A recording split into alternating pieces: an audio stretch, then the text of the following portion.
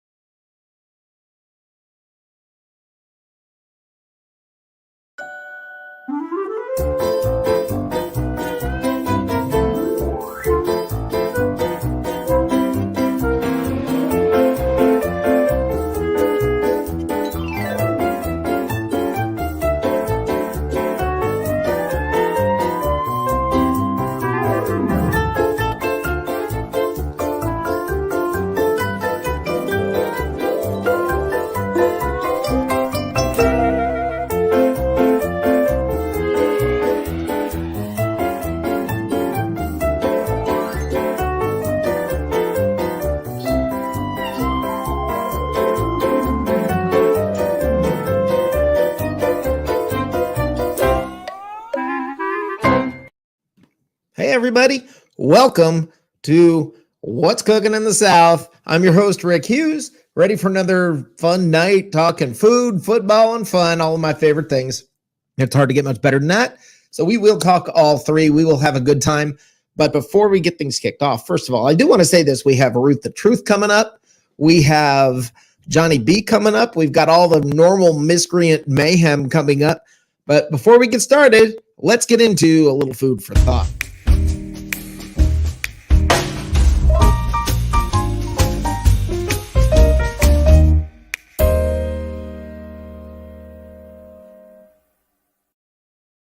All right, guys, so it got me thinking that the Dallas Cowboys have once again been named that they are going to be on Hard Knocks yet again, third time, and which, by the way, I think it's funny since the first two times they didn't make the playoffs. But I want to point this out. All right, the Dallas Cowboys are back, and a lot of people I see on my Facebook feed and on Twitter, I see a lot of people complaining and saying, oh, they shouldn't be back again a third time. How come they're on there a third time? Oh, it's just because Jerry Jones owns the league. Well, guys, that's really not why. The fact of the matter is the Dallas Cowboys get the following. They have the following that they have. It's a marketing thing. Like it or not, it's all about money. People go, oh, it's just about money. Well, what do you think it's going to be about, guys? What do you think it's going to be about? Of course, it's about money. It's a TV show. It's about money. All right. So the Dallas Cowboys are going to bring a lot of people watching. Who did you want to see on there? Tell me who you wanted to see on there. We're going to talk about that tonight. I want to hear who you wanted to see on Hard Knocks, because I can tell you this, I don't want the Bucs going anywhere near there. All right. So I want to know who you want to see on Hard Knocks. If it's so bad that it's the Dallas Cowboys. So we're going to talk about it, but it's my personal opinion. I believe it makes total sense that the Dallas Cowboys are there. I hate them. I don't like it. I'm probably not going to watch, but I get it because a whole lot of eyeballs are going to watch. And isn't that really kind of what it's all about? Isn't that why they're putting on a TV show in the first place? So let's talk about that. Welcome to What's Cooking in the South. I'm your host, Rick Hughes. Let's get it on. Let's have a good time. The first thing we're going to do, we are going to class up the place here. We're going to bring in Ruth The Truth. Ruth is the co-host of the Tom Gronkowski Show, and it's let me tell you something. We're about to get smarter around here. Let's bring Ruth in. How you doing? Thank you so much. I appreciate all the good vibes that I always get from Bucs Report. So it's always a good time to have me on the show. But thank you so much. Yeah, absolutely. Well, it's not like anything I'm saying isn't true. Okay. Appreciate that. It's a fact. I mean, you were on our podcast a couple of weeks ago, and it was a great podcast, great segment. I love it when I do the podcast and someone comes on and I sort of ask a question and I just shut up. Mm-hmm. And they know what they're doing. They, you know, they pick it up, they run with it, they talk about it. They know, you know, it's there. Every once in a while, you get a guest that, you know, it doesn't go that smooth. You were very easy to have on the podcast. Thank you. I appreciate it. I'm still trying to learn the whole like time development when it comes to interviews, because sometimes I get carried away, and the next thing I know, I'm going on like a 5-minute ramble, and I'm like, all right, I think I should wrap this up now. No, you are welcome to rant away. This is the forum for that. If you've got something on your mind that you've got to, you know, you want to let it loose, you feel free, cut it loose, because excellent. I feel at home. Yeah. So I want to talk about Hard Knocks. Okay, I don't know if you heard what I just talked about, but a lot of people are flipping out and saying Dallas Cowboys should not be on there for a third time. I get it. It's a business decision. And everybody, I mean, everybody's freaking out about that, like it's religion or something. Like, you know, how dare them put the Cowboys on? Well, if that's who's going to watch. Yeah, because people have to admit it. It doesn't matter if the Dallas Cowboys are in a train wreck. People are going to watch. They catch headlines. People are going to want to tune in to see what's going on with the Dallas Cowboys. And if it's true what people say, that it brings bad luck to the organization when they have that type of publicity, then why is everybody so mad? Because I mean, I feel like the Dallas Cowboys is probably one of the most hated teams in all of NFL history. Yeah, and they're also one of the most loved. They're both. It's super contradicting, but true somehow. Well, it's true, because if you like go to Twitter and check out what are the trending NFL hashtags, Dallas is always there. Yeah, they're always one of the trending hashtags for the NFL. So to me, it makes all the sense in the world. Who's going to watch? I mean, some people are going to be watching just to say, here's what I didn't like. See why they shouldn't have been on there. They're going to watch it to say why they shouldn't have been on the show, which to me, that kind of. Yeah, but I mean, if I could choose a different team to be on Hard Knocks, I would go maybe for like the Kansas City Chiefs. Kind of, you know, after the Super Bowl loss, they're kind of peeling away with all the controversy and everything that's been said in the media. So it'd be kind of interesting how they're going to get back on their feet. And it'd be awesome to see the behind the scenes of Patrick Mahomes and actually see how that organization functioned behind closed doors. Yeah. I you know what? I have to admit I made a mistake here. The first thing I'm supposed to do when you come on this show, I've got to ask you, what'd you have for dinner? Oh, don't laugh at me, but I've been doing quizzes all day for school. So I've been super consumed in that. So I had a Hot Pocket about 30 minutes ago. That's better than somebody came on and said Pop-Tarts one time. So oh yeah, that's definitely not a dinner thing. That's more like a snack. Yep. All right. So I had a couple Hot Pockets and I called it a night. Okay, that works. There's what did you have for dinner? I had, all right, you ready for this? I'm ready. Gumpki. Now, yeah, I know. It's a cabbage roll, stuffed cabbage. I don't know if you've ever had that, but it sounds very healthy. I'm getting bad now. Shoot. Gulf to Bay, I think it is. Is that, that's that's in Clearwater, correct? Yeah. There's a place called Pierogi Grill. That's on, I think it's Gulf to Bay. That is a phenomenal Polish restaurant. And I literally, when I was in Tampa about a month ago, I got 30 of these things, stuck them in a cooler and with dry ice and everything, and brought them back up to Charlotte here because I love these things so much. So now I'm very interested. I got to try this if it's worth bringing back. Yeah. If you ever, stuffed cabbages, I don't even really like cabbage. That's the funny thing is I don't like cabbage, but I love this. And I put brown gravy on it. Ooh. Most people put tomato sauce. I like brown gravy. It's basically almost like a meatball mixed with rice. Okay. Wrapped in cabbage and then cooked. And that sounds delicious. Oh, it's phenomenal. It is phenomenal. I'm glad that you enjoyed your dinner today. Yes, I did. Excellent. So that was dinner for me tonight. But yeah, I'm a huge. I'm Polish and Italian, pretty much to the core when it comes to the food that I eat. I just love that stuff. So what's on the menu for the holiday weekend? What do you got cooking on the grill maybe tomorrow? This is horrible. No, this is horrible. So I work for a chain of, I can't really go into it, but I work for a store. Okay. That is all over the Southeast and sells furniture, do the math. And what we're doing, this is a busy weekend. So what's on for me is kind of whatever they bring to the store for us to eat, and I usually just grab it. Or Gotcha. when I get home, I'll heat up something that I have, like stuffed cabbage. There Right. you go.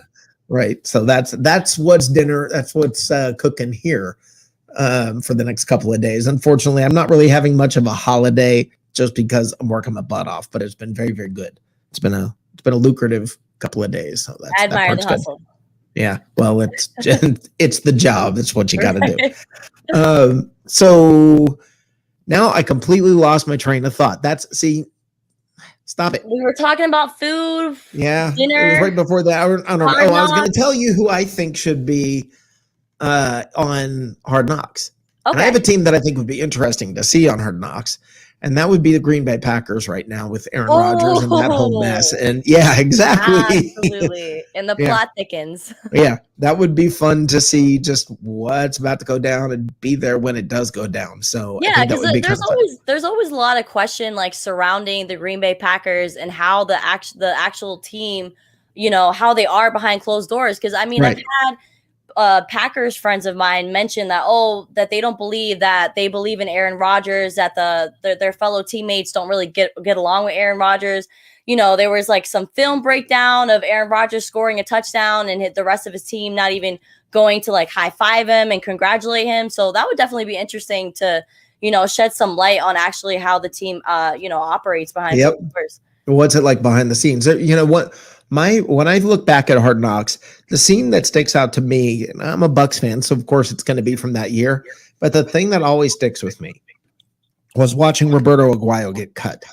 And the brutal, heartbreaking moment when that went down, and to sit there and watch it. And I was uncomfortable watching it, thinking, I don't want to see this. I don't want to watch this. I don't, this, oh my God, this guy's dream. He's been, he's worked for, and now, oh my God, I don't want to see this. Yeah. And that's the moment for me from all of Hard Knocks that I remember, or that sticks with me, and then what's his name, humping the palm tree, the Chris Baker or whoever it was, one of the Bucs linemen, whatever.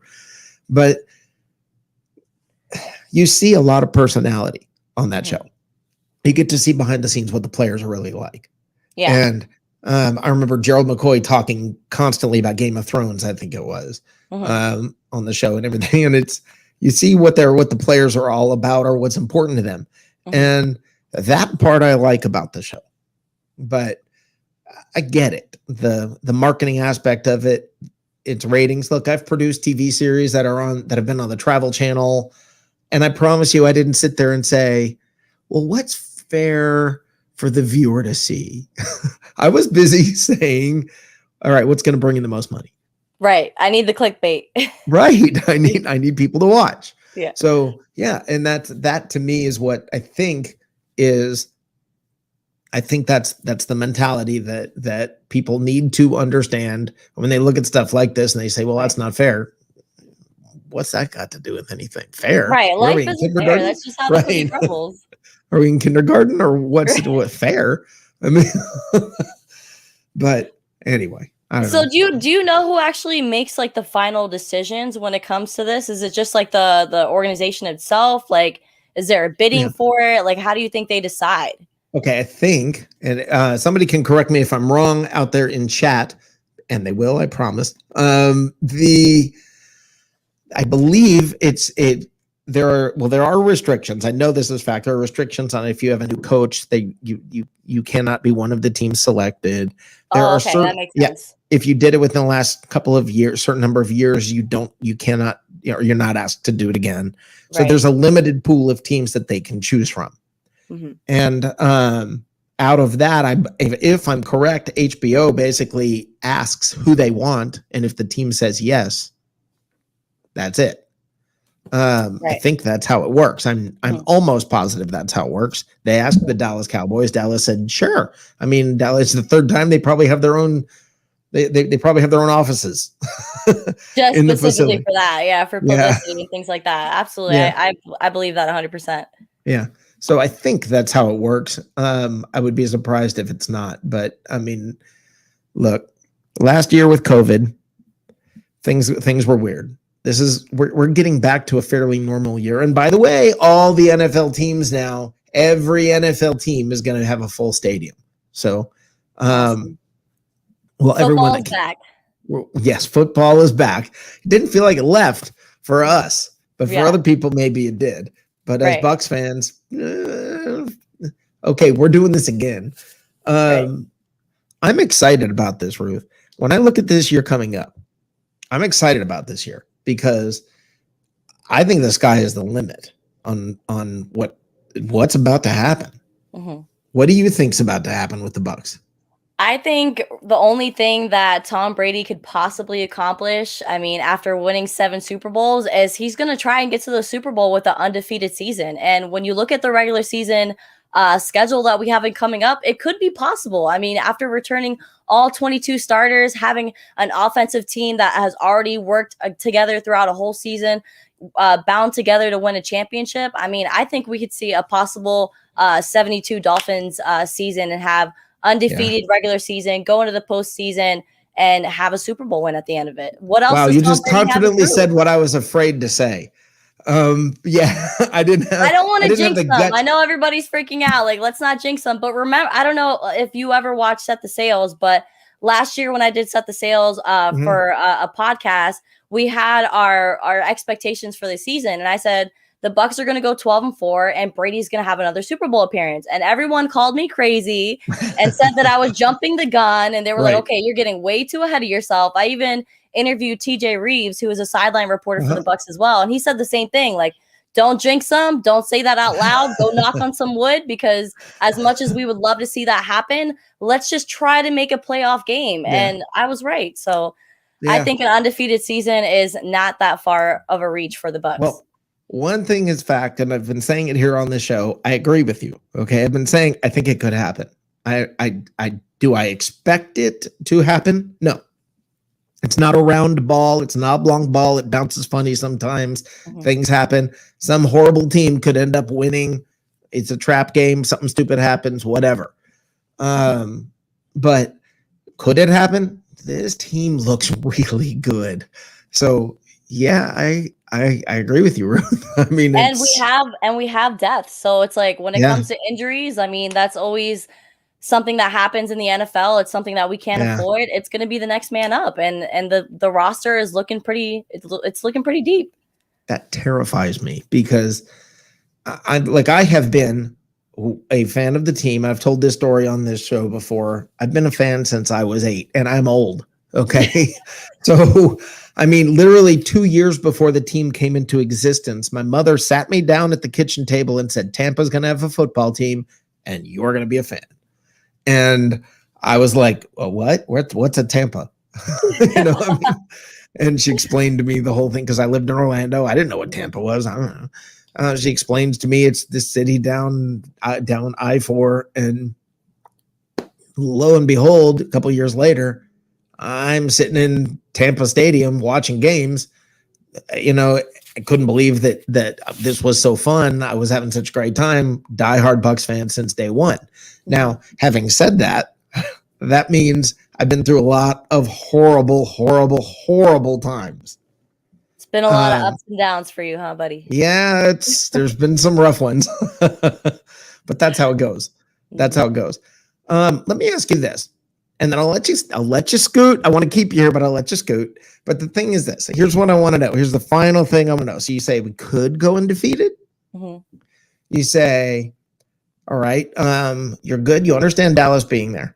But the one thing I don't know what to expect, O.J. Howard. I think that's the wild card in this whole year. What do you expect from O.J. Howard? I mean, I had high expectations going into the 2020 season. So when he went down with injury, I was completely disappointed. But he's looking good. He's looking healthy. And he might take over that tight end position. And maybe Ron Gronkowski could be that number 2 tight end. Who knows? Wow. That's big words.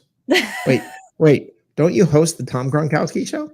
I do. So, you know, but my name is Ruth The Truth, so I got to keep it real here. There you go. There you go.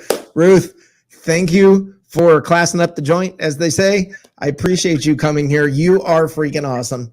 Thank you. Please come back more often. Yes, I will. All right. Great. You take care, Ruth. You too. Thanks. All right. Bye-bye. That was awesome. That was awesome. Now, all you miscreants, calm down. I know you guys. Everybody, calm down. Listen, we're gonna have a shorter show tonight than normal. What I'm gonna do though, because of a little technical thing I have going here, I'm gonna have to go to commercial, and I'll be right back. Okay, I'll be back in just a couple of minutes, and we will pick it back up with the miscreants. Okay, so all you guys, get ready. Oh, wait a minute. Well, great. I'm just gonna have to play this.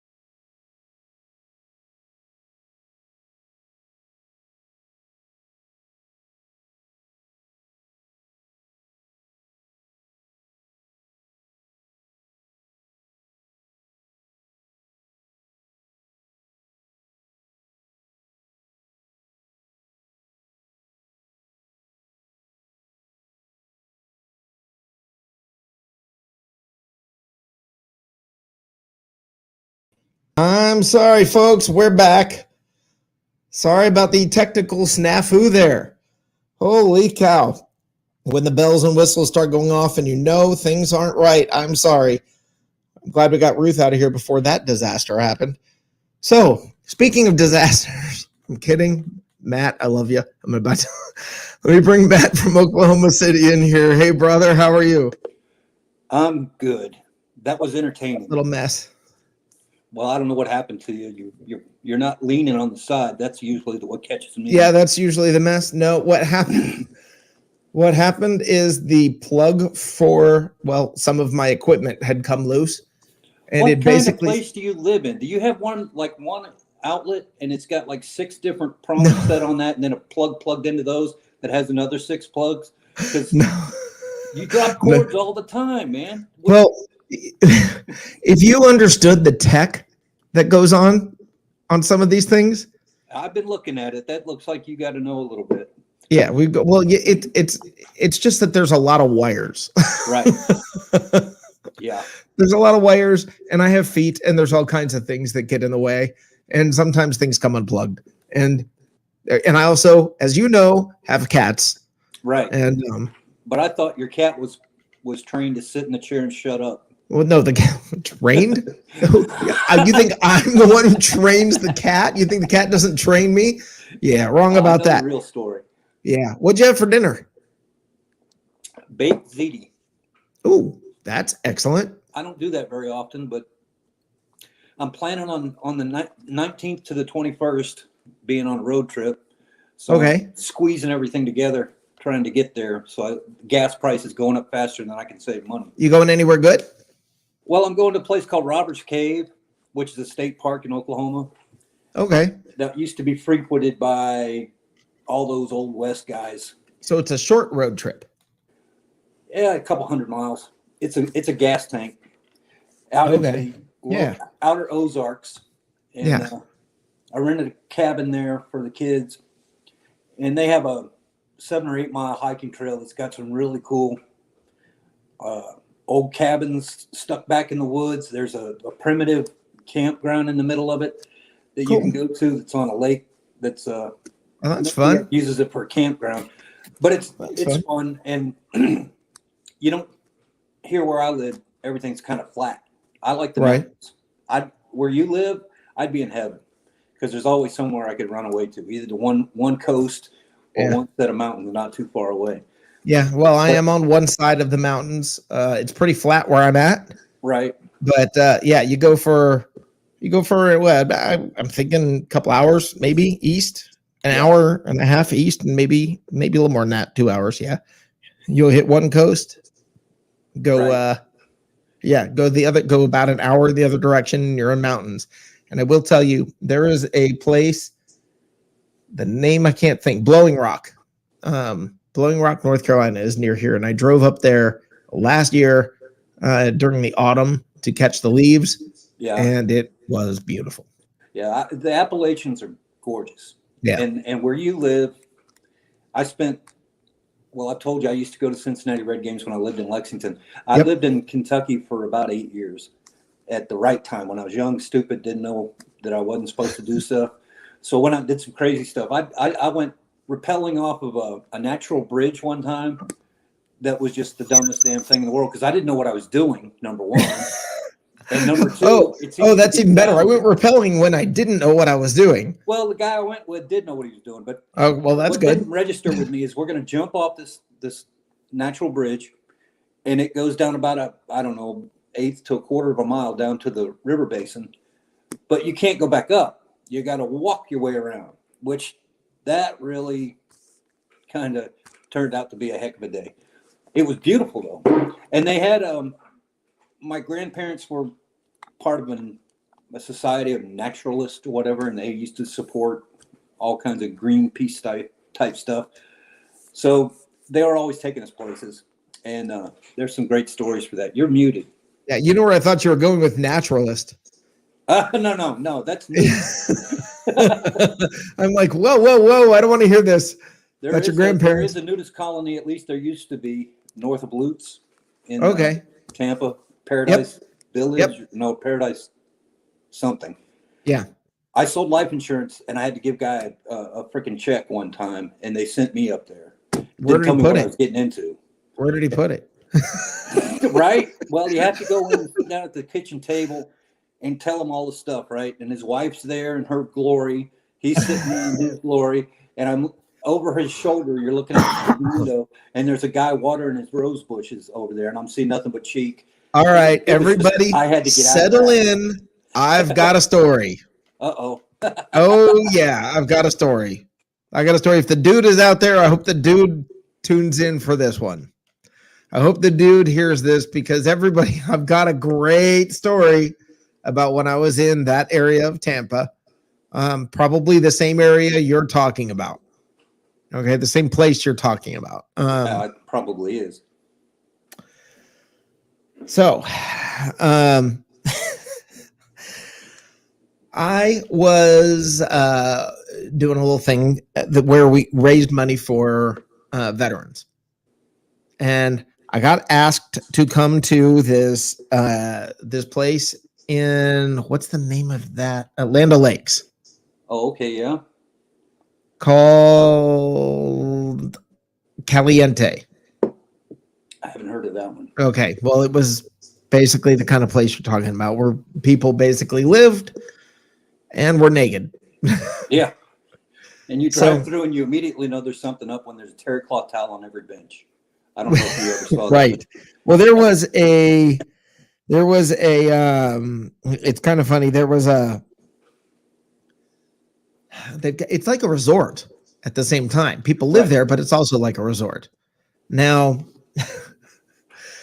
if you can picture, I go here. Now I know what I'm about to get myself into, but I don't know what I'm about to get myself into. I mean, I know it's going to be uncomfortable. It's going to be weird. I don't know what's about to happen. So, all right, I'm ready to go.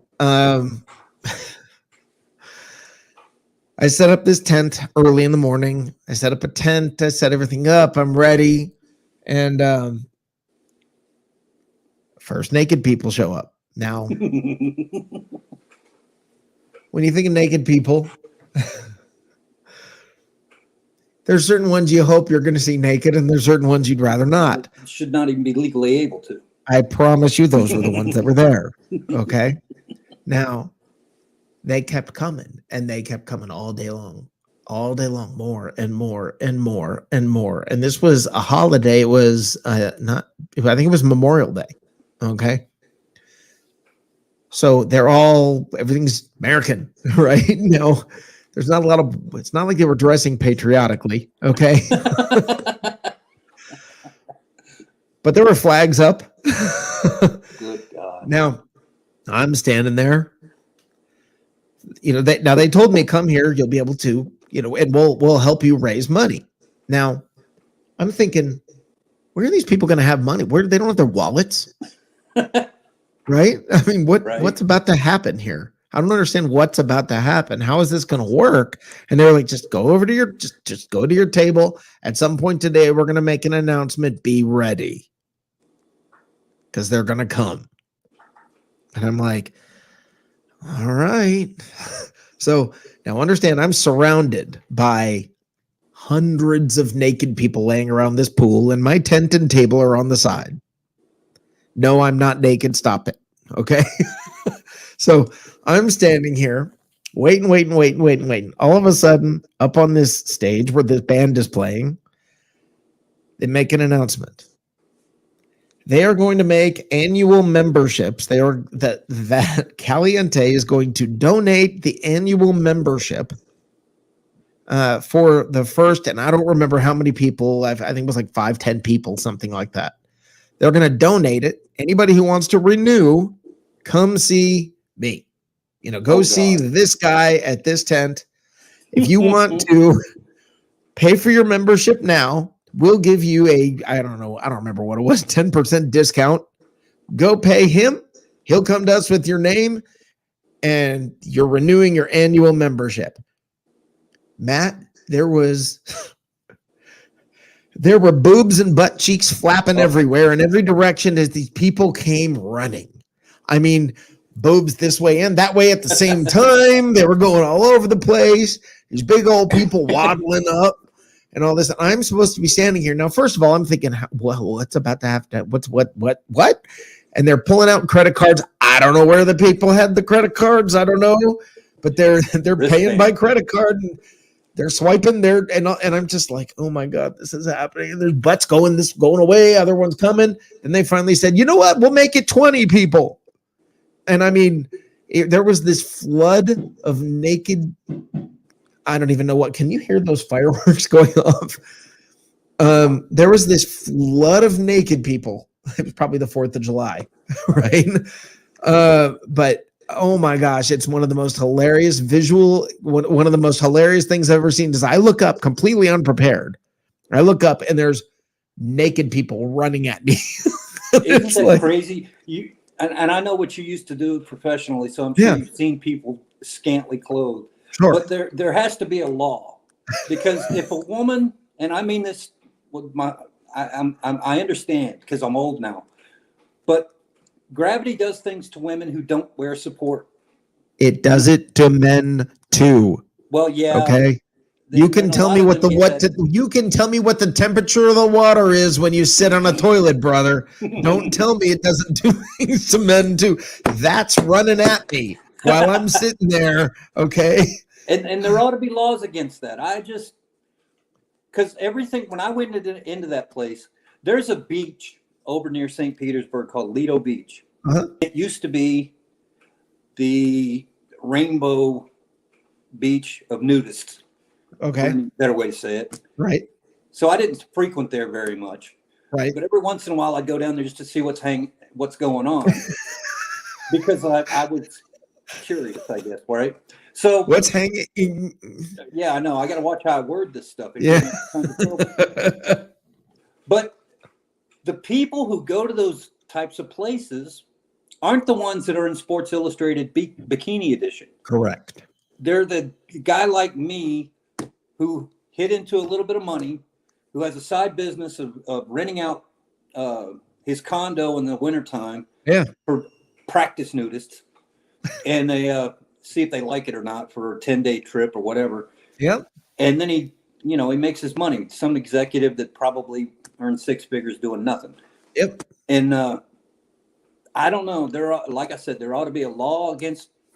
certain body types being able to have that freedom because it's just not impressive.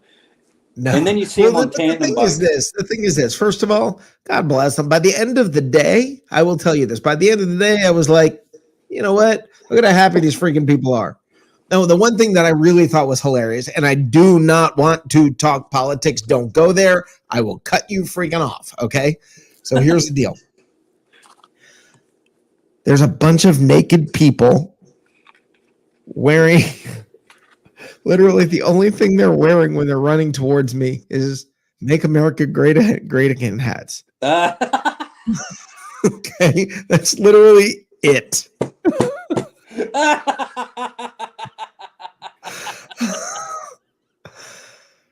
And I'm not making this up, guys. I am not making this up. I swear to you, I'm not exaggerating for effect. This happened. And it was horrifying. If you can picture people who look like the Make America Great Again guy running at you naked, that's what it was like. And it was just like, oh man. That happened. Can't be allowed. Yeah. Oh man. So if you ever go down to Tampa and Ray wants to take you to a place you've never been before, if he says it's Lido Beach, you need to bail. I'm just saying. Yeah, he might be taking you on a gag, but that'll shock the senses out of you. I swear. Okay, that's hilarious. It wouldn't shock me. Ray would do it just for the shock value. That would be funny. Okay.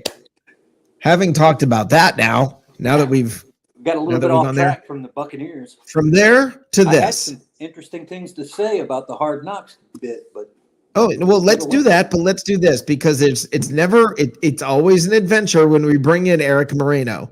Yes. We never know. Sometimes he's laying down. Sometimes he's in his playgirl pose while he lays down and kicks back and says, "Hey guys, how you doing?" while he's looking on his cell phone. But today you're sitting up, you're looking sharp. How's it going, Eric? What's up, man? I'm all right. Man. What'd you have for dinner? I had a Publix chicken tender sub, and it was really good.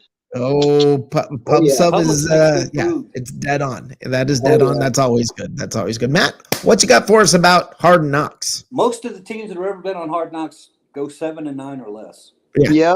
Yep. So if Dallas wants to go on there for a little PR to show Dak coming back and all of that crap, go for it. Dallas, I think, was on in 2002 and 2008. 2002, they came in last in the NFC East. And when they came in last in the NFC East, they 6 years later they were back on, and they actually went 9-7. I think it was 2008. Mm-hmm. And when they did that in 2008, they still didn't make the playoffs. They came in third in their division and didn't make the playoffs, even though they had a decent year. When the Bucs were on there, the Bucs were just terrible. They were just terrible. Oh, wait a minute. We got somebody else joining us. Hold on. Uh-oh. Joshua Cole Allen. Hey, brother. How you doing? What'd you have for dinner? I'm about to get some brisket. I'm out at the little festivity for some fireworks, food trucks everywhere. Very nice. For some brisket. I saw, cooking in the South Zone. I'm like, I might as well pop on while I'm in line, hanging out, waiting for some fireworks and some brisket. How's everyone doing tonight? You all right, Rick? We're doing good. Yeah, sorry. Doing great, man. So you're out enjoying the fireworks with the family. Yes, sir. You've been missing in action. I'm glad to see you back around. Yeah, family, personal stuff going on, so I had to take care of that. So I popped on. I popped on late night with Ray. I'll just pop on with you tonight for sure. So well, it's good to see you. It's good to see you, Eric. Let me ask you this, Eric, because we just talked to Matt about this. Eric, who do you think should be on Hard Knocks?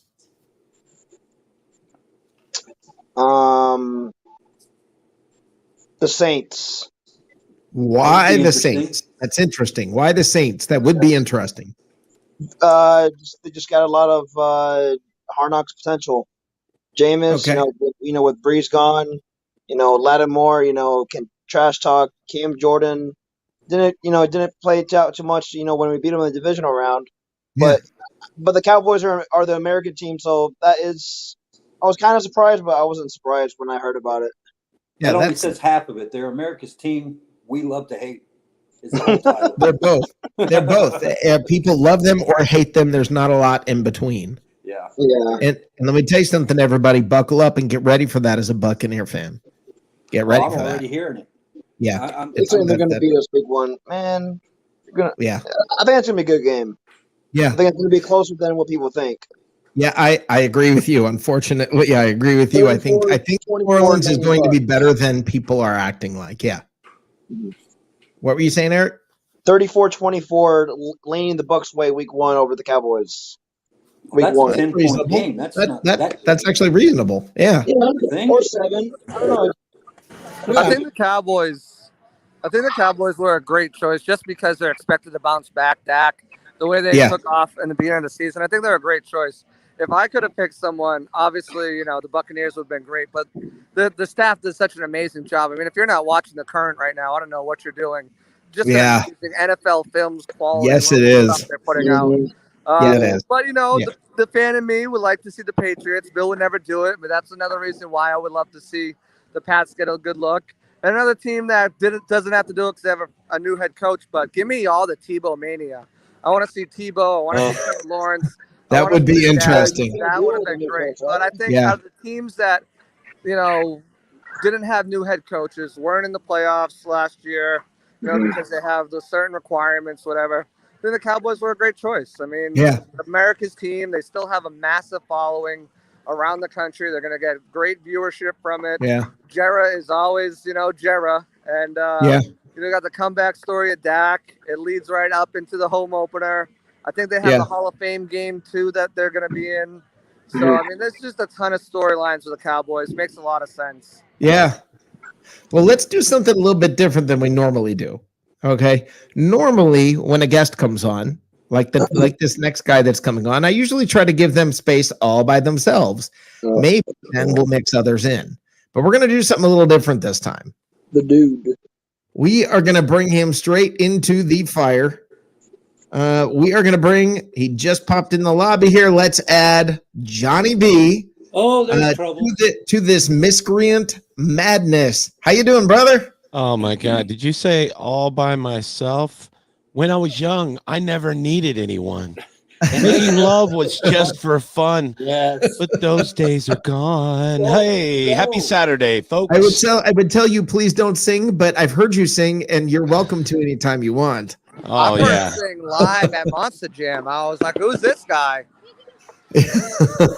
I know, man. The many, many sides of Johnny B. Wait till my high hurdles event next week. I'm going to blow your goddamn minds. Are you going to turn Wait till the Olympics start and you see him in a Speedo.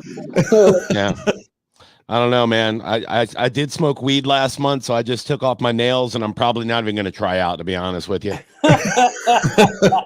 Otherwise, well. Hey. What's up? Hey, man. How are you? Oh, man, I'm good. I was actually I was supposed to sing the national anthem tonight at the Tampa Tarpons game at Steinbrenner, and I was stressing because I've had this really bad head cold all week, aka Delta variant probably, and I shouldn't have laughed at that, should I? I mean, I don't know. I already had the November variant, so I've recovered from that. So whatever, bring them at me, dog. You know what? KFC hasn't killed me in 49 years. I'm not worried. Give it time. Yeah, it's working on it. You know what I mean? Every time they bring out a new chicken sandwich, I'm like, all right, here it is. Let's do it. But we got rained out from the game tonight, so I was kind of a little bit relieved because I don't know if I was be able to hit those Whitney notes the way I'm used to tonight. But I was going to go out there and give it my all, as a proud American. But yeah. Wait, what'd you have for dinner? What did I have for dinner? Yes. I made meatballs yesterday, a bunch of them. So I've just been meatballs tonight for dinner. It's a lot like my first wife. I've just been popping balls in my mouth all weekend long. Yeah, it's pretty much. I'm gonna go with the low hanging fruit today. There it goes. There you go. It's the first Saturday I'm not on stage getting paid to do comedy, so you guys are gonna get the home edition. You know what I mean? There we go. So no, I've been eating leftovers. That's what I'm doing all weekend. I'm gonna make a bunch of collard greens tonight. I'm gonna go real down south. Yeah, with just a bunch of. I got smoked ham hocks and some pork belly, and I'm gonna braise them down with some apple cider vinegar and some garlic and onions. I'm gonna go Medea on these collard greens. It's gonna go real well. Yeah, that is awesome. I'm getting a little steamy here. That's what I'm trying to do. I'm trying to turn you on just a little bit, not a lot, just a little. Yeah, got any cabbage roll recipes, Johnny? That'll get them rolling. You know what? Yeah, I mean, cabbage.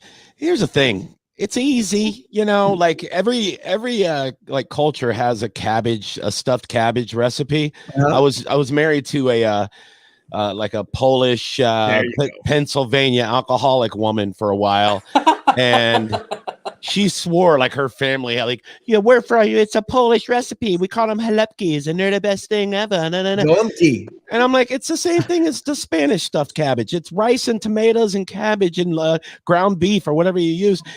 Just put some flavor into the shit. I don't care what it is. What do you call it? We don't put tomato sauce on it. Okay. We put brown gravy on it. I gotcha. I mean, I grew up in Tampa, so a lot of my food has either Southern or Cuban influence, or sometimes both.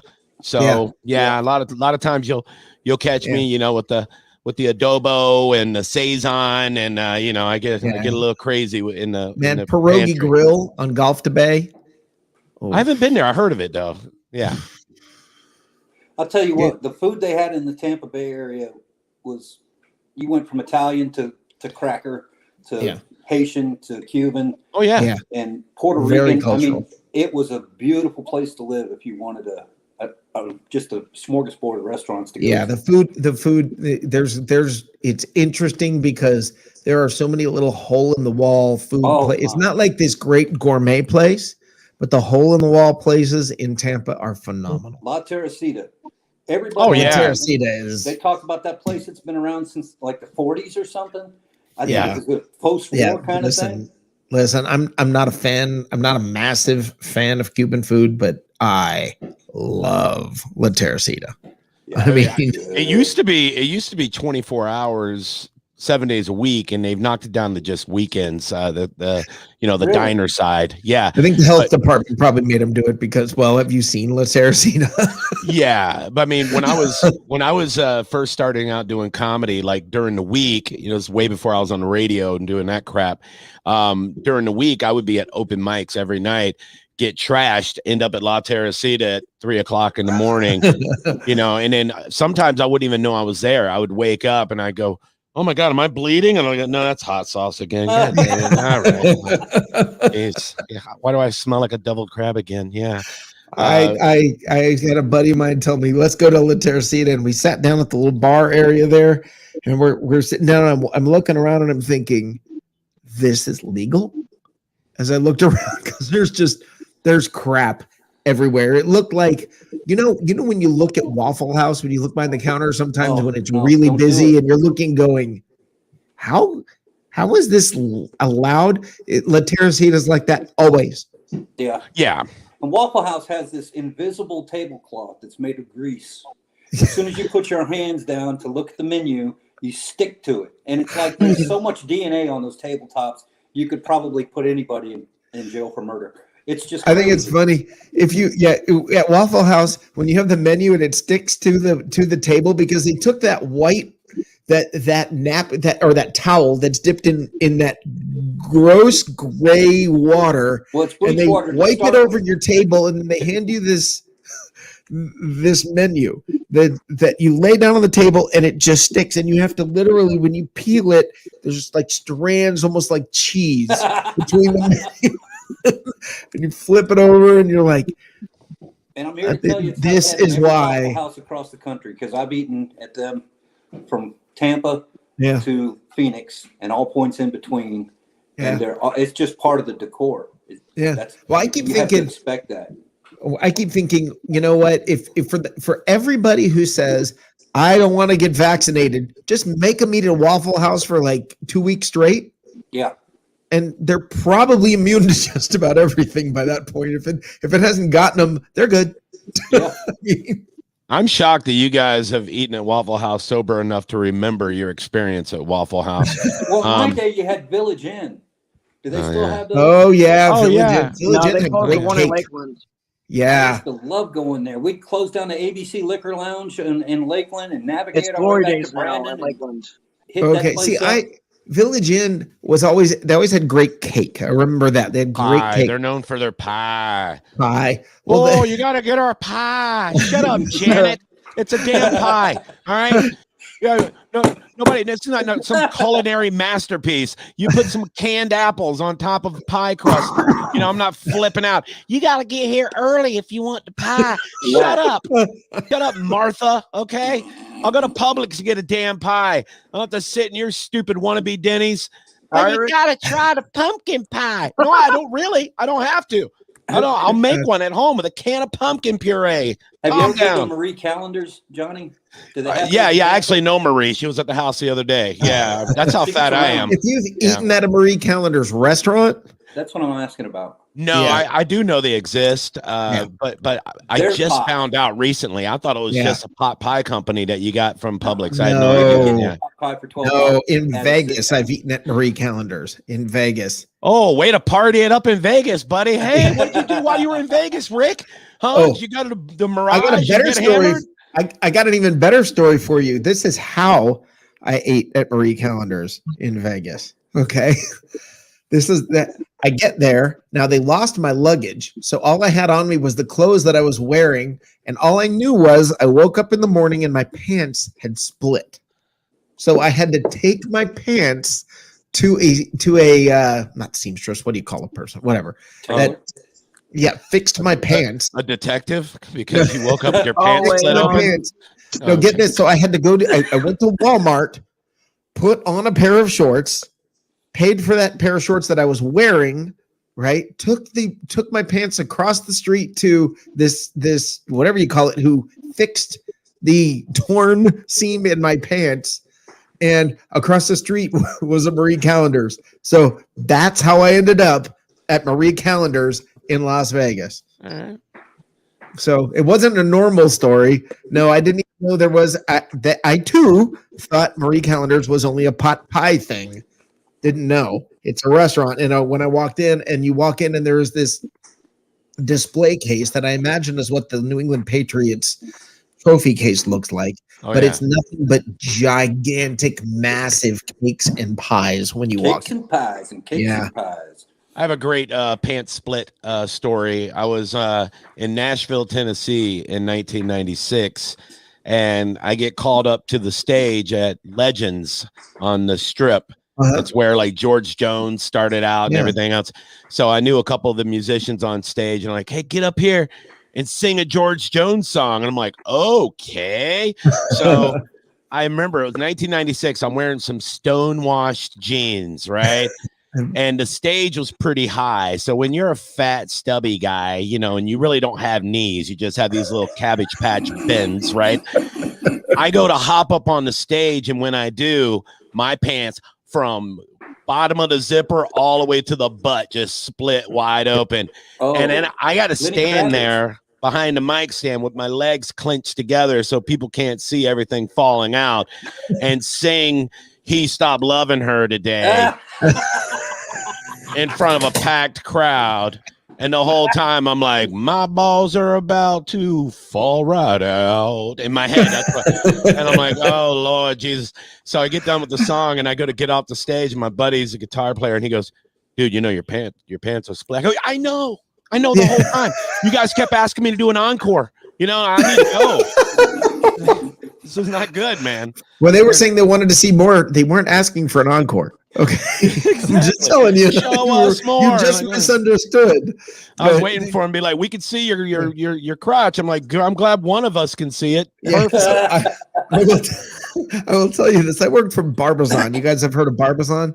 Barbizon Modeling and Acting. Of course you work for a modeling company. Look at you. Yeah, not as a model. That's for darn sure. So I go to work for Barbizon, and our thing is we're going around. You go to different cities, and it's my first trip with this company. And you go to a city and you talk to them about what Barbizon is and is all about and all this. You go there, and so there's this room full of parents and kids. And just before we got in there, I split, or my zipper just gone. Right now, I've got to walk in. Now, how am I going to deal with this? So I'm doing anything and everything I can. I'm holding things in front of me. I'm doing everything I can to try and stay as blocked as I possibly can. And they're all finally, my boss comes over to me and goes, Rick, you're going to do much better when you gain a little more confidence. And I said, what do you mean? God. She said, you looked like you were being so shy. And she's like acting like me. So I look at my boss and I went, I looked at my arms and I looked down. She looks down and she goes, yep. Yeah. Never mind. And just walked away. And it was like, that was the end of your review. No, they left me alone. They understood. It was like, she's like, so here I am, the one guy, by the way, the one guy on the team. Everybody else is women, and there's me with my zipper. Come on up, kids. Come talk. I'll interview you. I mean, oof. It was not good. It was not good. What's that? Did you have a panel van in the front parked out there? No, but I can tell you, ironically, do you know where I was during that trip? Charlotte, North Carolina. Is that right? They're still at a place called the Great Wolf Lodge, which is one exit away from where I now live. So, wow. Yeah, it's kind of a weird story. Hey, before I kick you out of here, Matt, and just talk to Johnny, I got an idea. Let's bring this out. Let's break this open. Let's crack open the meme grinder.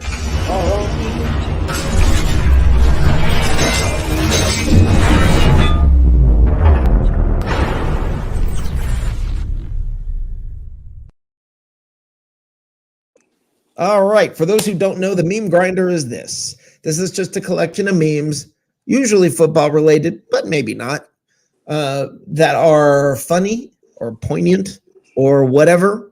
For whatever reason, I found them interesting, and I just want to share them with you, and we can all get a laugh or a discussion out of it. So let's go to the meme grinder. The first one, wow, the price of toilet paper these days. Oh, yeah. I like it. Yes. All right. I saw my neighbor painting this on his lawn. I said, I didn't know you were a Steelers fan. He said, he's not. I said, well, why are you painting that on your lawn? He said, so the dogs would know this is the only place to take care of man. Why? I wonder, is that like a Bengals fan? Like who hates the Steelers besides people in their division? Like, yeah, there's it's kind of Johnny doesn't like them and he lives in their backyard. Yeah, exactly. But what's to hate about the Steelers? They really haven't done, that's interesting because the Cowboys were really good and a whole lot of people hate them. Right? The Patriots are really good. A whole lot of people hate them. Pretty much every team that's had a lot of victories, there's a lot of people that hate. I think it's the fan bases. I think it's the fan bases and the ownership. Like, so the Steelers owners, the Rooneys, like they've never really been too negative in the press. That their fans, aren't like, Eagles fans where they beat people up and have to go to court in their stadium. And then Cowboys fans are the most arrogant a-holes. Their owner's an arrogant a-hole. They call themselves America's team and they haven't won a Super Bowl since America became America. So it's like, shut up. Right? Yeah, Steelers, the Pittsburgh's kind of I've always, compared it like to a northern version of Tampa, just kind of a blue collar, kind of small market, and I've been to Pittsburgh a few times. The only place in Pennsylvania I didn't want to stab everybody. So I don't know. I got to tell you, Johnny, though, you with this speech right now, talking about, they haven't won since America became America. And in the background, I'm hearing fireworks go off. It's my God. It's like Beirut in my neighborhood right now. I just want you to know I'm feeling very patriotic right now with you. Yeah, I'm not feeling patriotic. I feel like I'm on the Gaza Strip right now is what I'm feeling like. Yeah. It's not good. Yeah, no, it sounds like that outside my place too. Here for my local town you had in Plant City, they used to have Strawberry Festival. Yeah. This big claim to fame here is the Blackberry Festival. It goes back to God knows when. And they have an old car show, antique car show, and all that stuff during the daytime.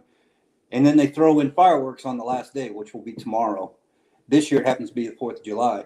Last year it was on my birthday on the 7th, which is really cool because I don't have to buy anything. I just sit out in the front yard and watch it happen. Happy early birthday, dude. Yeah, I'll only be closer to 60, not quite there yet. But It's fun, and we're so small.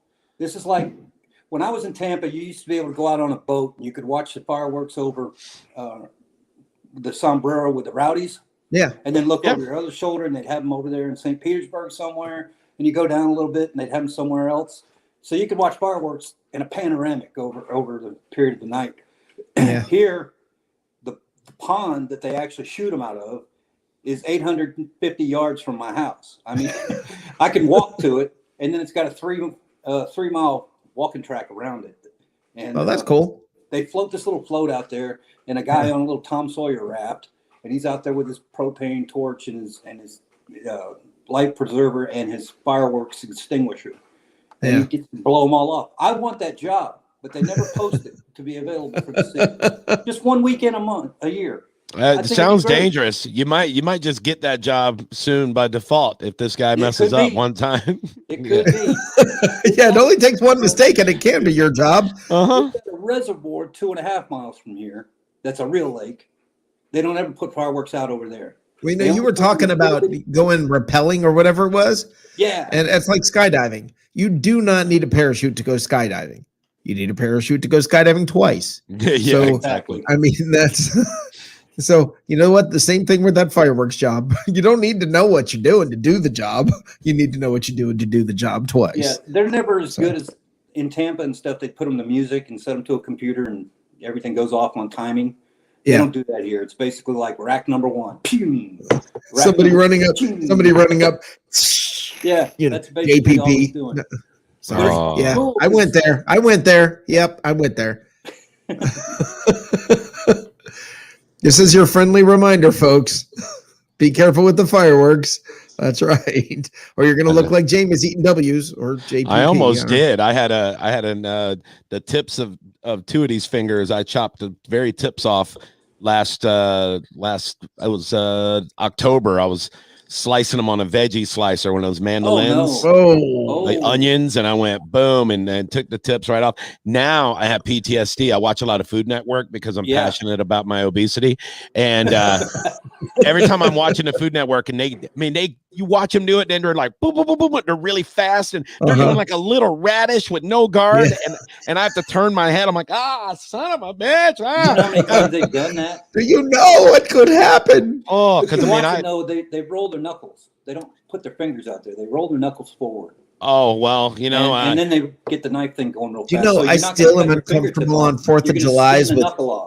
You know, I'm still uncomfortable with sparklers. Because as a kid, I don't know how many times you'd see that thing laying on the ground and I'd go to pick it up and I'd grab the wrong end, the hot end.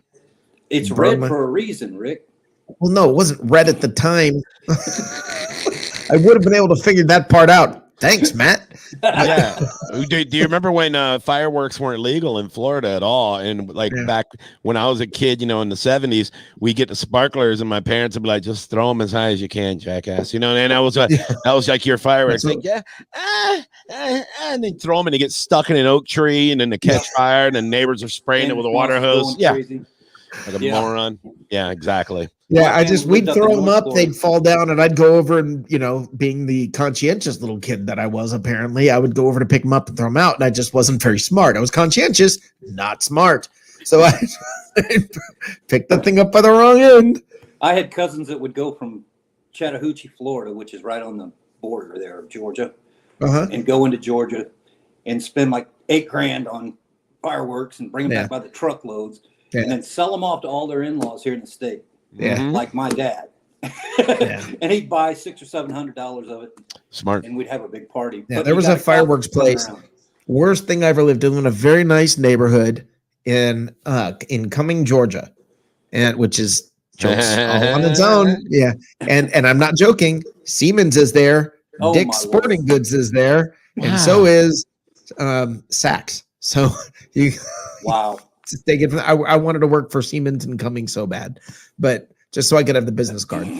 But Pennsylvania has that too. Pennsylvania has a lot of those too. Like they have Blue Balls, Pennsylvania, or was it Orgasm, Pennsylvania? It's like, all right, we get it, you weirdos. Yeah. There's a town in Missouri called Blue Eyes. It's got a population of 210. There's a reason everybody's got blue eyes. I mean, who do you take to the prom? Your sister? Why there's only 210 people there. Right outside of Eureka Springs, if you ever. Wow. Eureka Okay, Springs let's is a keep this great thing place going if you here. ever Hold been on. to it. Here we go. Deshaun Watson's trade value, February, April. Oh, Wow. poor Deshaun. Oh, I think he's being set up, the poor guy. I really do. The guy I demands wouldn't be his shocked. Well, Why are Aaron Rodgers and Deshaun Watson not switching teams? That's not a bad idea, actually.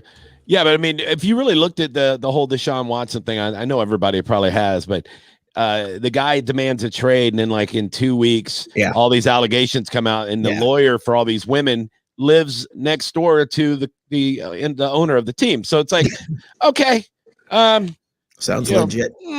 That's weird. Yeah. So but you can't say anything, can you? Because you sexist. Yeah, I know. I'm always afraid. How come nobody brought that up? I have not heard that before.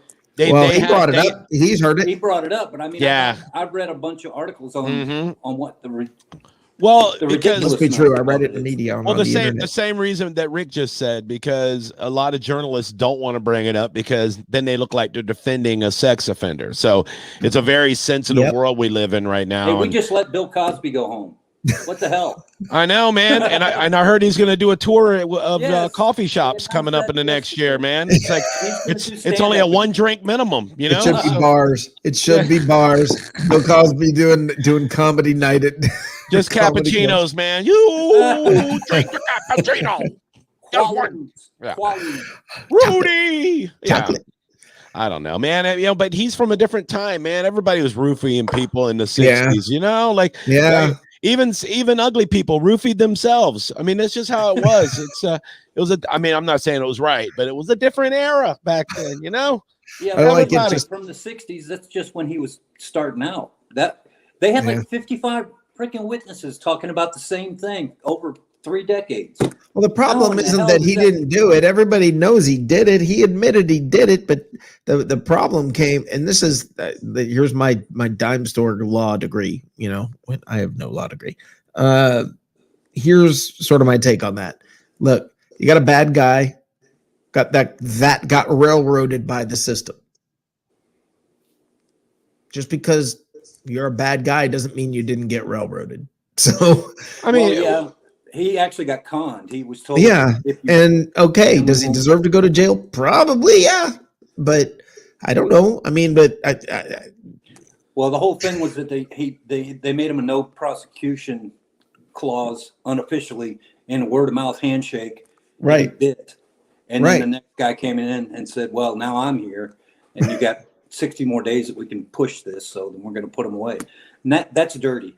I agree with that. I think it's weird how people pick and choose who should be canceled and who shouldn't be canceled. It's like, I don't know how many times I've heard people say, well, I'm not going to stop listening to Michael Jackson's music. It's just too good.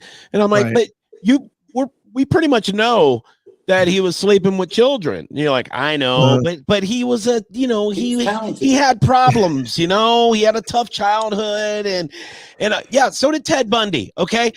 And look how that worked out. You know what I'm saying? But everybody's like, oh my God, I can't listen to Michael Jackson. Then they go, 2 days later, like, I don't know, man. The catalog's just too good. And that's the thing is, I don't care about what get this right. It's horrible what he did, but there's nothing I can do about it. It's out of my realm. It's out of, You got how you word this is going to be very tough. I know. I'm not. It's out of my sphere of influence and anything I can do. And if I put bad on in my car, I'm not promoting anything. Okay, I'm not. I mean, at least take Pretty Young Thing out of the catalog. Or have you seen My Childhood? I mean, come on. Really, there's a song called "Have You Seen My Childhood?" Yes, Michael, we watched it for about 35. I mean, it is sad that he was, basically tortured and abused by his dad. All of them were. They were just like, like all these young stars that you see, they got all these messed up problems that are on drugs and everything else. It's because their parents just pimped them out. You see Britney Spears, and she was a Disney kid. Her dad just pimped her out. And this is a lot of them. them, like even like Drew Barrymore was an alcoholic at like 11 years old because she just got pushed into all this stuff. So it is sad. I mean, not to go too far on a tangent. We're doing memes here, for God's sakes. But somehow I did it. I have ADHD. I can't help it. I mean, geez, oh, Pete, I had carrot cake for dinner. Did I mention that? Jeez, I'm in a bad place right now. Well, now, okay. So if we're going to do Michael Jackson, I'm going to go here. I'm not doing Michael Jackson. I'm too old. This may be my last show. Oh, boy. Harvey Weinstein. Oh, Lord. I'm going to have this conversation. So, all right, I worked in this industry for a very long time, right? I produced TV series. I did all kinds of things. Now, I want to point something out. There are times women approached and offered and were, let's say, unprofessional and inappropriate. Okay. I can handle that. Yeah, I know. Johnny's like, okay, Rick, I gotta go. I gotta go. Look, women sexually harass me all the time too. I know where you're going with it, and it sucks. I can't even go out in public. I gotta put a hoodie on everywhere I go. They just jump. I have to lock the door when I drive because they'll hop right in. I gotta roll the windows up. They'll just hop in like Bo and Luke Duke. I get it. I know. My question that I'm going to say is this. Harvey, let me state it by saying I think Harvey Weinstein is scum. Oh, okay? Yeah. Having said that, how many women said yes? How many women took advantage of the opportunity and had no regrets later? How many women, and I'm not saying any of it's okay. I'm not saying Harvey Weinstein, this is not a free Harvey Weinstein moment. Let me be clear. Okay, that's not where I'm going with this. I'm actually scaring Johnny B. Oh, no. I'm good. I talk about this kind of stuff all the time. Yeah. I honestly think that people are messed up. White people, black people, male, female, old, young. It doesn't matter. People are messed up. Cops, not cops. All of it. And everybody who sits here and if you want to judge with this, this guy's horrible. Look around a little more clearly, and you might get a little different perspective. How many years have they been saying at the Academy Awards they've been cracking on him, not prosecuting him? Talking about, hey, Weinstein. And they're making jokes about every woman knows she's got to go through him to get there. Yeah, and they were saying it on television. They were saying it on the Globes. They were saying it on the Academy Awards. They were saying it on the Today Show, for Christ's sake, in an interview. And but it wasn't a problem until it socially became a problem. Having said all of that, the guy is scum. He's a dirtbag. Yeah. Okay. Yeah. I said, like when the Me Too movement started, I was okay with guys like Harvey Weinstein getting called out finally, right? Because he was using his position of authority and power. Matt Lauer did the same thing. He had a special button that would lock the door behind the girls and all that. I mean, those guys needed to be outed big time. Yeah. But once it got crazy, where everybody was a possible predator, and it was like it got pushed way too far. It got to the point where Aziz Ansari he went on a date and had consensual sex. The girl didn't like the sex and complained about it. If that makes you a predator, then I should be in prison for life. You know what I mean? Crap. Yes. Well, what about Jeffrey I didn't Tubin? like it. I mean, it was gross. I didn't like his penis. It was yucky. Yeah. Then there's Jeffrey Tubin, who in the middle of a CNN Zoom call behind the scenes is playing with himself. Yeah, why are the famous people got names that kind of described it? You know what I mean? Explain that to me. Jeffrey Tubin. Is that not beautiful? Your Anthony name Weiner. Is Tubin. Anthony Weiner. Yes. I mean, that guy is ugly to me. I mean, he's just not attractive in any way, shape, or form. Well, Matt, tell us what guy is attractive. I want to look at that guy. Matt, who are you attracted to? Yeah, Matt, whose wiener do you want to see? Okay, there are people who are handsome. There are guys that are like Paul Newman to me was always somebody. He was attractive, and I'm not sexually attractive. I can't wait to see where this is going. This is great. This is awesome. I know this is going to be really. Hold on, Johnny. Hold on. So, Matt, talk to me about that. Oh man, this is good. Be honest. If you had the opportunity to look like somebody else, there's somebody out there famous that you're like. Yeah, no. As a photographer, listen, man. As a photographer for all those years, I can tell you, yeah, man. I can look at a guy and go, yeah, all right, it's a good-looking guy. 100%. I say it all the time. That's what I'm saying. Yeah, I know. We're picking on you. To see myself eventually look like, and we're just messing with you. Oh yeah. Guy on Tom and Jerry that played the guitar. We're just messing with you. No, a couple of weeks ago, I was at the Rowdies game. I was on the field getting ready to do the anthem there, and one of the players came off the field, and this guy was like 6'7".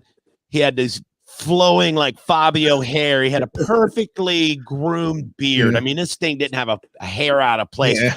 He was coming off the field from warming up, so they warm up, then they go off, then I sing the national anthem, they come back on. This guy's running off the field, and I swear I'm not gay, right? But this guy is running towards me in slow motion, right?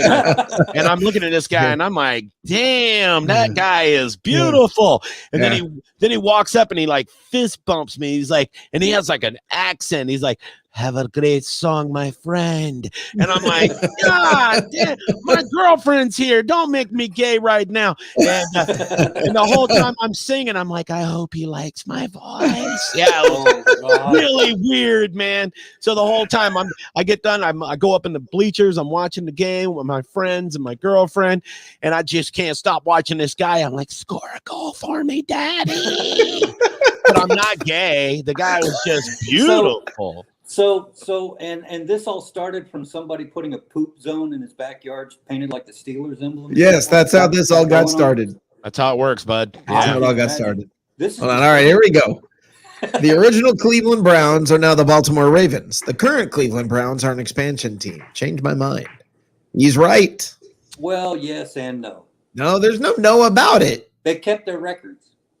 The Cleveland Browns kept Cleveland Browns in. They didn't keep it. Hold on. They got it back from Baltimore.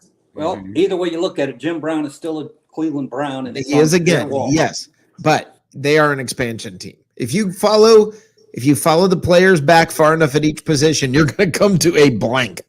Yeah, that's true. But what does that say for? What does that say for the Cleveland fan base? Right, one or two things. Right, when either they are the most loyal fans ever, or just the worst fans ever. Right, because they had the opportunity. Gone. Well, no, I'm saying they had the opportunity to get a brand new team, and they're like, "Look, we can make this team anything. We can come up with any mascot. We can come up with good uniforms."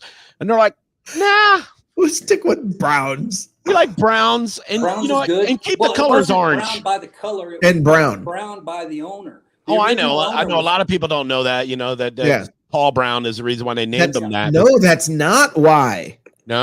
No, that's a rumor. If you look that up, that's actually not how they got their name. And look that up. Everybody Google that. I forgot what the real reason was. Google it. That has not. Yes. Oh. That's I believe what everybody thought. Were they sponsored by UPS? What does Browns do for you? Not much. Not much. Okay, I'm Googling right now. I'm Googling why are the Browns Browns? Okay. Let's bring the dude in here. How you doing, dude?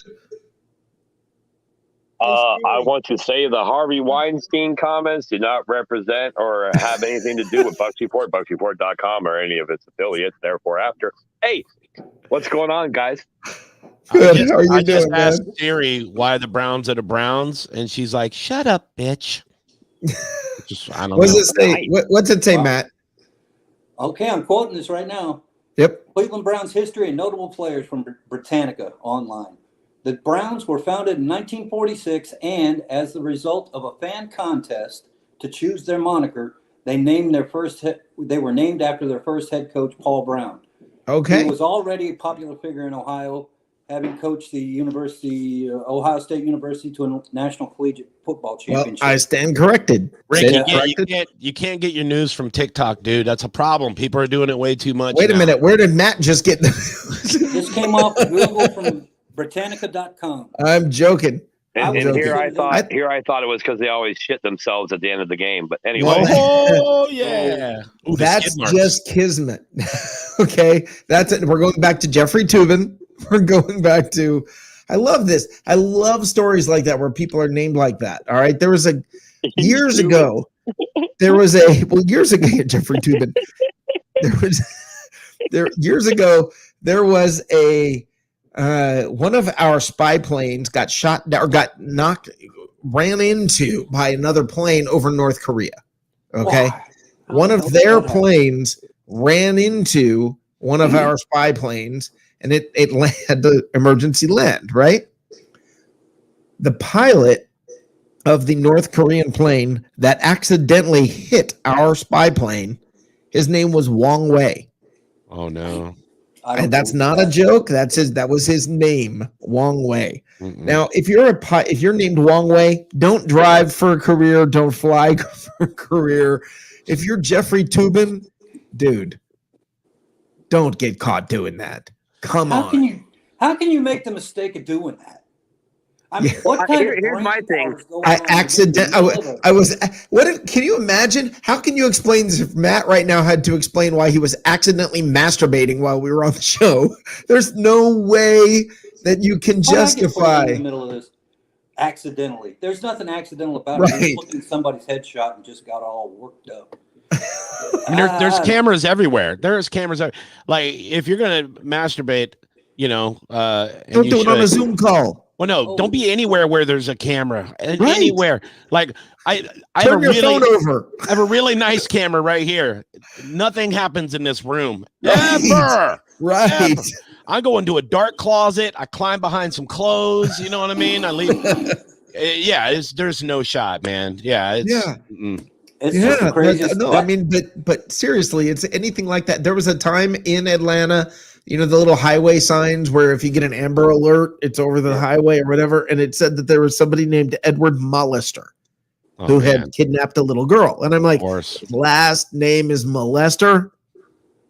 Yeah, he should be on a watch list. You know what I mean? Like, I sorry. Mean, there are so many times in life when names like that work out, and it's like, oh, man. How do you keep that name? I mean, your 18th birthday, you go to the courthouse, you go, how much does it cost to change my name? Or why not lean into it and just change your first name to Chester? I mean, it just doesn't make sense to me at all. Yeah. No, just D. Molester. Yeah. Mr. D. Molester. Yeah. Well, you saw there was a baseball I forget who he worked for, one of the teams named Jerry Sandusky, and he was on like a major network, and he said, I'm not changing my name. I'm not going to let him, control my life. And I'm like, you know what? Yeah, let him, because I would change my name immediately. Sorry. You don't have to. I'm sorry. It's not controlling your life. It's just marketing. Okay. Yeah, it's called branding. Yeah. Right. It's branding. It's not controlling your life. Listen, if my name was oh my God, I just lost his name. What's the famous killer? Very Manson? Yes. If my name was Charles Manson, I'm changing my name.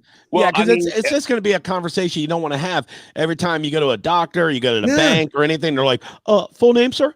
Jerry Sandusky? Yeah. Like, any relation? God damn it, I'm going to courthouse. I can't do this anymore. Yeah. Yeah.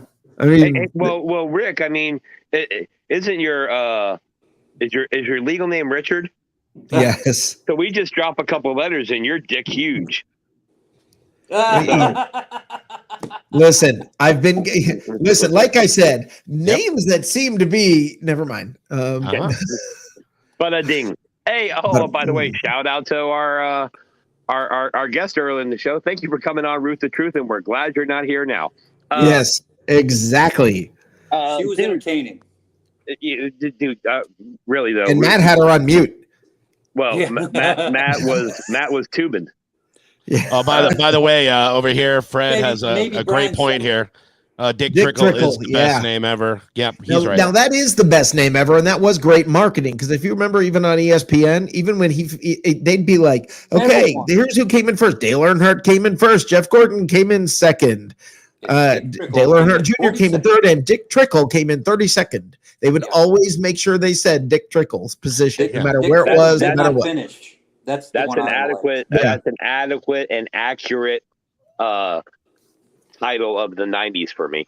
Pretty much. Yeah, how's Dick Trickle not have like some sort of prostate medication as his sponsor on his car, right? That's the guy who should have had what was that Smiling Dave? Remember that commercial where he'd step out of the pool and be smiling? Always that big old smile. It was the boner medicine guy. Yeah. Viagra. Yeah. No. Was it Cialis? No. It was one of those Enzyme. Buy it over the counter thing. Pornhub. Oh yeah. It was one of those. And you could be happy. I'm looking at the guy going, he ain't been laid since his mom had him. Yeah, Come exactly. On, man. But he was stiff all over. That was the message. Yeah. They got away with that one. All right, let's keep going. This segment brought to you by Boner Cream. Because I'm getting tired. So let's move on. All right, next year is our year. That is the Toronto Maple Leafs and Dallas Cowboys every year now. Yeah, here we go. Wait a second. Now this to me, okay, guys, this is my favorite one of this whole group. Okay, I love this. I love this meme. When Tom Brady was born, Patrick Mahomes' dad was 6. Wow. The Bucs had never won a game. The regular season had only 14 games, and these 4 teams didn't exist. Yeah. Wowie. Wow. And let's be honest, aside from the Ravens, do those other 3 teams actually exist anyway? I know. No. Well, hold on. Yes, because of Tebow. Yes, because of Deshaun Watson. Yes, because of Cam Newton.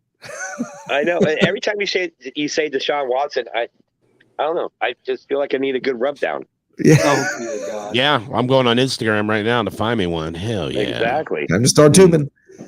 Yeah, definitely. Wooden stock, metal stock, laughing stock. Aww. Oh, look, we got our NRA reference in. Woohoo! Woohoo! National Rifle Association. Hashtag Damn NRA. right.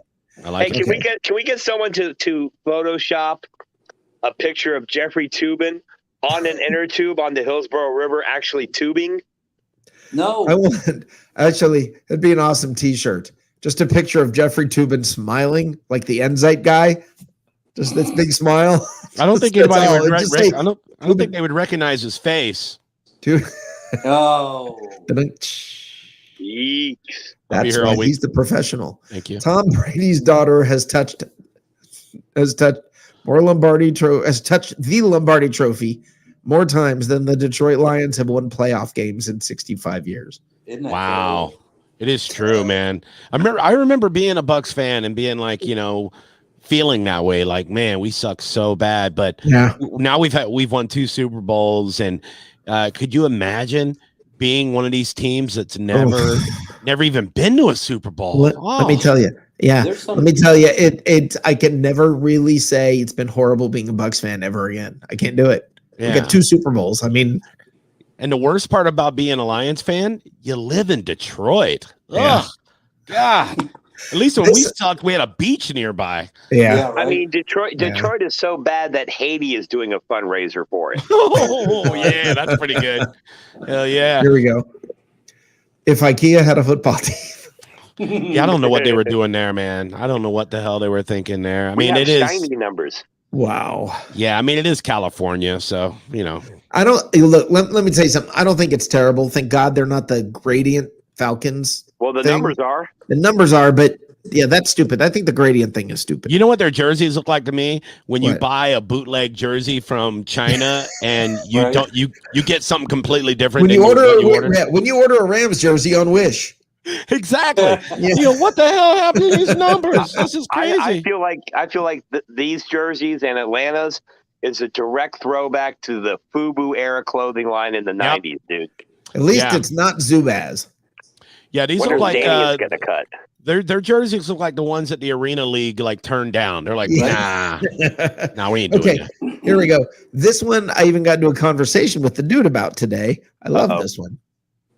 Dan Marino never won a Super Bowl, but he's the only quarterback who beat the '85 Bears. Yeah, I remember that. All by himself. Yep. Yeah, That's pretty cool. In the rain too, I believe. Yep, it was raining. Monday night. Yeah, I remember because Week all the 15, I believe. they had a bunch of them there. Like it was right at the end of the season. They had Zonka and Greasy and all those guys there, like rooting them on. Like, raising the glass. Calm down. Like, relax. You know, Yep. let them take us. You know, Miami and pro sports in Miami. You know, you had Sonny Liston and situation down there. There's a lot of Tropicana homes in that area. A lot of stuff like that could be going on in the back. And I think Don Shula called somebody and said, look, I want to keep this record a couple more years. See what you can do for me. Bada bing. They just had him laid out. Bada bing. Speaking of bada bing, did you guys see that there's a new Sopranos movie coming out? Yes. Starring Gandolfini's son. His real son plays a young version of him. Yeah, I felt like an idiot because I was talking to a friend of mine and I go, whoa, the guy that got playing young Soprano looks just like him. He's like, I did the same. That's Gandolfini Jr. I'm like, what? Yeah, I was looking at the same thing. I thought, wow, they did a great job casting. That guy really looks like him. And then I was like, who did this? And I Googled it and I'm like, wait a minute. Yeah, it's like the NWA movie when they casted Ice Cube's son as Ice Cube. Yeah, that was actually pretty good. Yeah, I couldn't do that. If they made a movie about me, my son is like 6'6" and handsome and very fit. You know, he would have to let himself go big time. You know, hey, at least we don't have to worry about Angelina Jolie or Brad Pitt doing that with their kids. No, that would I like that a lot. That's funny. Nice. Very nice. I was watching. You guys ever watch Between the Ferns? Yeah. All right. Did you see when they had Brad Pitt on there? No. And he said he asked Brad Pitt point blank, "How do you stay so tan?" And he goes, "What do you mean?" "Well, living in the shadow of Angelina all this time." Whoa. Nice. Yeah. Nice. Yeah. Nice shadow. Yeah, I can see it. Playing Brad Pitt. Playing the part of Brad Pitt is. Oh no! All right. I'm sorry. I'm a member of the media. I got to go. Oh man! All right. Next up. So there's the line. That's the line right there. Waiting for the tweet from SportsCenter or Bleacher Report that Tom Brady or that gives Tom Brady credit for the Tampa Bay Lightning making the Stanley Cup Finals again. That could happen. Yeah, it's from Barry McCockiner.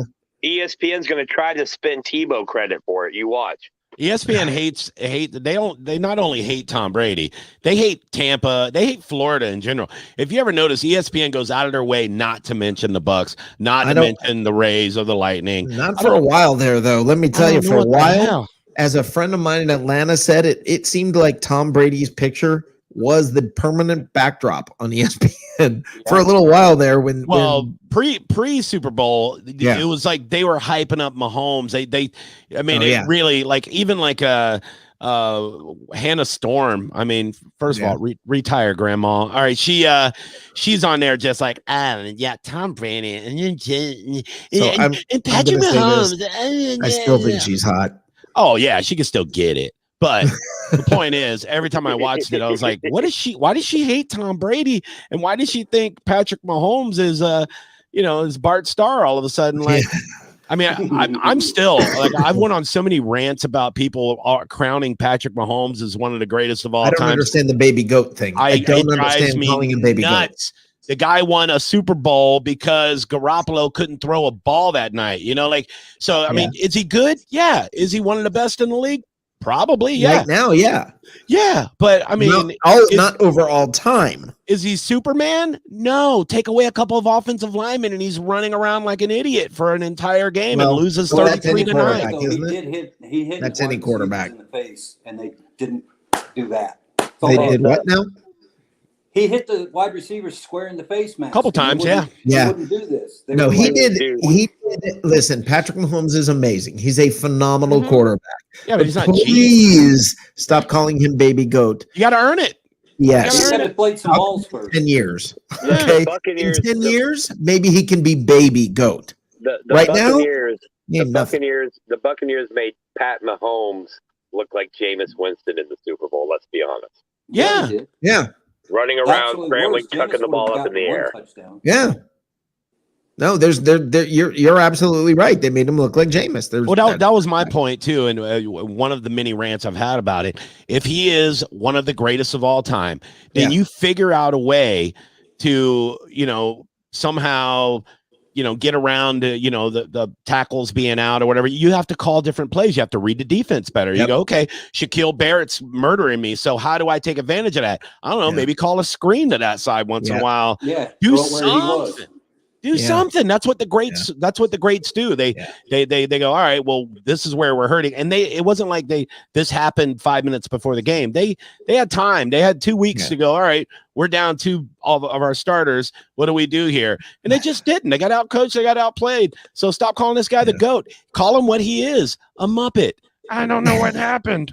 I'm just trying my best, and this is what happened. Yep. I talked to Fozzie, I talked to Piggy, and nobody knew what to do. Kermit acted like he knew what he wanted, but I was like, I don't know. And he's like, look here, Patrick. I think you just need to run away, and I don't know what to do.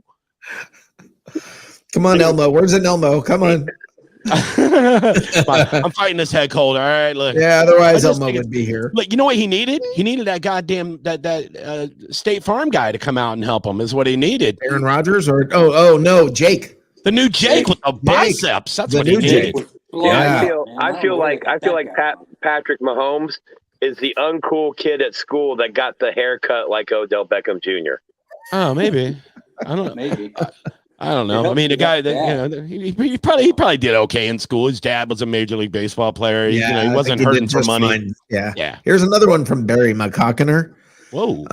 Touchdowns allowed by defense. 2001 Patriots in 19 games, 27. Well, you can look right down there and look at the bottom. Aaron Rodgers, 9 playoff losses, 39 touchdowns allowed by the defense. Yeah. Yep. That is a detriment. But Green Bay won't draft any offensive players because, well, all those draft picks on defense. Explain. I don't know. Okay, get your unemployment application requirements guide. First name Aaron, last name Rodgers. Dude, I used to, for about two seasons, I kept putting up unemployment papers for Mike Smith when he was coaching the Bucs defense, because I just expected him to get fired every week. So I would just post these on Twitter, help wanted, defensive coordinator, and it just finally came true. Thank God, man. I get it. I feel like the Buccaneers defenders would walk into one Buck place every morning and see Mike Smith and go, "Fuck! Why are you still here?" Now, just to continue on the theme of getting me fired tonight. NFL planning to allow throwback alternate helmets. The Washington football team. Oh.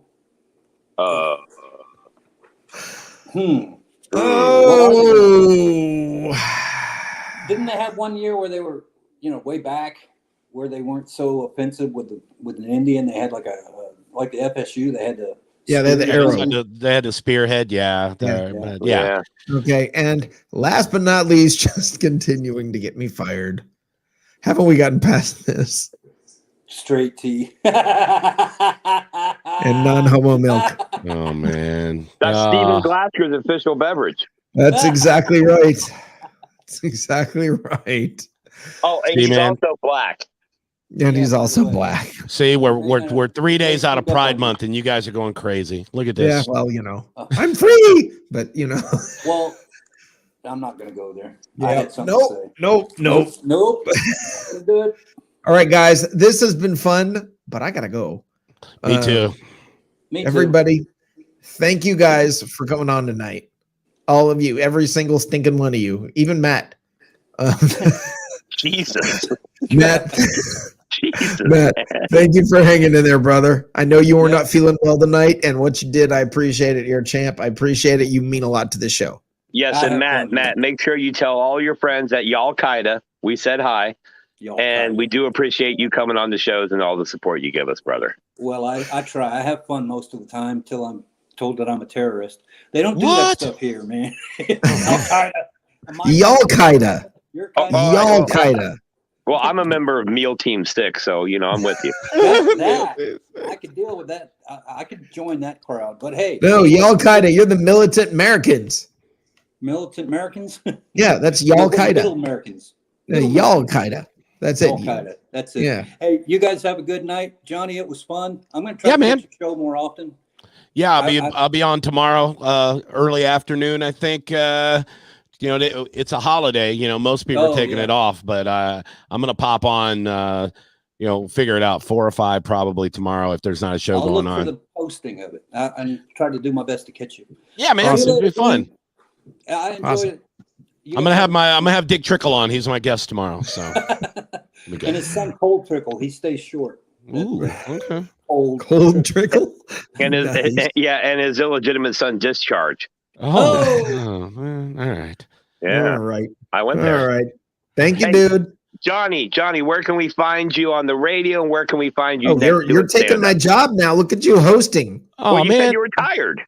Well, I understand that, but I was just asking you. I was just talking to you. It's all good. Go ahead, take over. Unbelievable. Go ahead, dude. This guy? Go ahead, dude. Okay. Well, hey, it's been a great show tonight. Shout out to Ferg Sports Bar and Grill today for hosting Buck What You Heard. Great job, guys.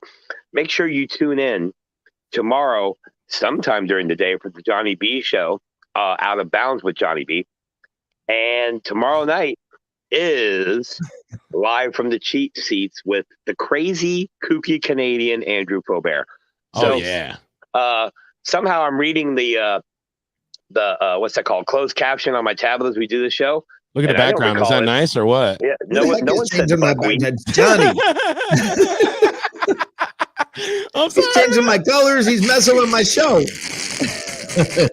Sorry, my bad. That was fun though. Yeah, I'll be on tomorrow. You can find me Monday through Friday if you're in the Tampa market, or if you download the 102.5 The Bone app. I am on 102.5 The Bone, 9 o'clock to midnight, doing talk radio and somehow not getting fired and pushing the envelope as hard as possible. And of course, you find me right here on BucsReport.com, where it's just going to keep ramping up. And as we get into the season, there's going to be so much of me, you're going to be absolutely sick of me. Like you're going to be like, there's too much Johnny. Hopefully you don't feel that way. And follow me on Twitter and all that stuff at Johnny B Comedy on Twitter, and everything else is Johnny B Tampa, including TikTok that I make fun of. But I do post stuff on there if you like laughing and stuff. I don't know. Maybe. I don't know. So. Johnny, I want to thank you for getting the notice on what to wear. I appreciate the fact that you came in uniform today. I gotta be honest. I keep Bucs hoodies right over here off camera, and I got several hats. And right before we go on, I just throw one on. I mean, underneath this, I'm totally wearing a Rays shirt. Yeah, he was tubing. Anyway. Yeah. All right, guys. Thank you, dude. Thank you, Johnny. Yeah, man. I appreciate you guys a lot. And seriously, you guys, I hope I see you guys on my next show. Man, it's been the best Saturday date night ever. You are a handsome man. See you later. You need a Kleenex. Have a good night, dude. All right, everybody. Thanks for tuning in to another What's Cooking in the South, or whatever this was. I hope you guys have a great night, and I will see you guys next week. Just keep tuning into all the shows here on Bucs Report. Everybody's doing a great job here, a bang-up job. And only one thing left to say. What do I always close the show out with? Go Bucs.